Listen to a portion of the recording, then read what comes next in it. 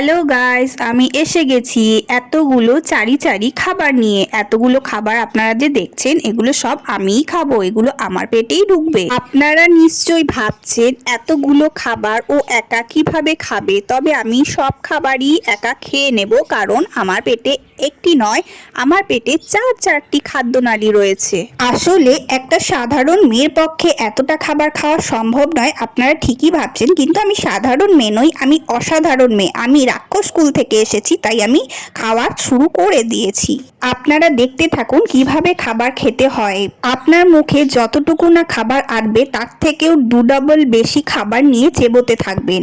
একটা সাধারণ মানুষেরও ভাত ডাল তরকারি শুধুমাত্র খেতে 10 মিনিটের মতো সময় লাগে, কিন্তু আমাদের এই রাক্ষস স্কুল থেকে আসা নারীর এতগুলো কারি খাবার খেয়ে নেয় মাত্র 2.5 মিনিটে। বা কি অসাধারণ নারী! বলি, এত খাবার যে ও ঠুসে নেয়, ওর পেটে কি গ্যাস হয় না, অম্বল হয় না? আমি খালি ভাবি ওর এত খাবার যায় কই।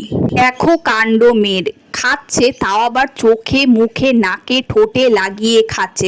এর থেকে তো মুখটা খাবারের মধ্যে ঢুকিয়ে দিলেই হয়। আপনারা কি বলেন বন্ধুরা? ওর খাবার দেখে আপনাদের কি মনে হয় কমেন্টে জানাবেন। ধন্যবাদ।